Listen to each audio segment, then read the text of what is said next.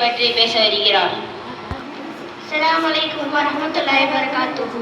அஹ்மதுஹு வ ஸல்லி அலா ரசூலில் கரீம். அம்மா பாத். நான் எடுத்துக்கொண்ட தலைப்பு தொழுகையின் முக்கியத்துவம். அல்லாஹ் தஆலா தன்னை வணங்குவதற்காக மனிதனை படைத்தான். வணக்கங்கள் அனைத்திலும் உயர்ந்தது தொழுகைதான். தொழுகையில் மனிதன் அல்லாஹ்வோடு பேசுகிறான். சஜ்தாவின் போது அவன் அல்லாஹ்வை நெருங்கி விடுகிறான். அல்லாஹ் தஆலா குர்ஆனில் பல இடங்களில் தொழுகையை நிலைநாட்டுமாறு கட்டளையிடுகிறான். இது எந்த அளவிற்கு முக்கியத்துவம் வாய்ந்த வணக்கம் என்றால், நபி ஸல்லல்லாஹு அலைஹி வஸல்லம் அவர்கள் அல்லாஹ் தஆலா தனது இருப்பிடத்திற்கு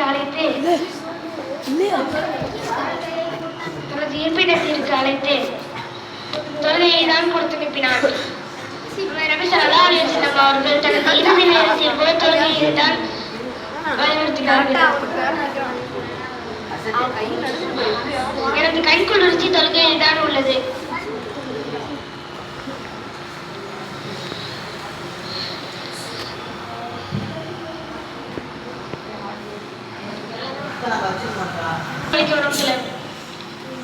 பேச்சாற்றலை எல்லாம் மென்பேலும் பறக்கச் செய்து வராங்க.